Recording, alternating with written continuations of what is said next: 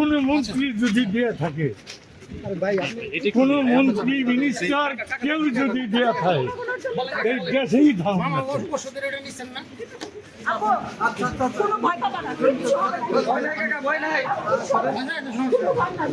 আসামির রমজান আলী তার জামিনের বিষয়টা নামঞ্জুর হয়েছে বিজ্ঞ জেলা জজ বাহাদুর কোর্টে।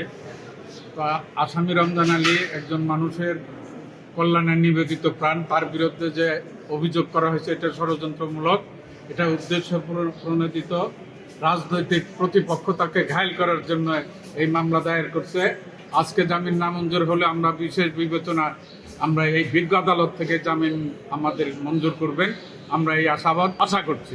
আজকে আমি দুর্নীতি দমনের একটি স্পেশাল পাবলিক প্রসিকিউটর হিসাবে বিজ্ঞ জেলা ও দায়রা জজ আদালতে বিশেষ মামলা 4/2009 এবং 5/2009 দুইটি মামলার শুনানি ছিল।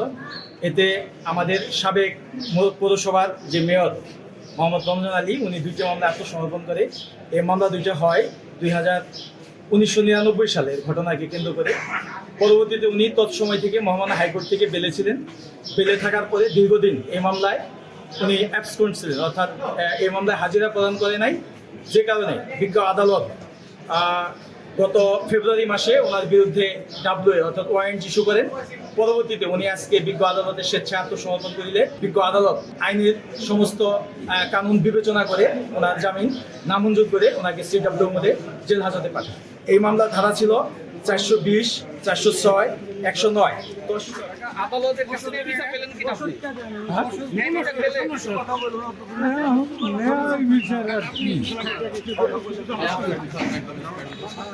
একটা কেসে ওই ওষুধ আদালত কি কাকা আপনার সাথে ন্যায় বিচার করেছে কিনা? ভবিষ্যতে পাবেন কিনা কাকা? ইনশাল্লাহ ইনশাআল্লাহ ন্যায়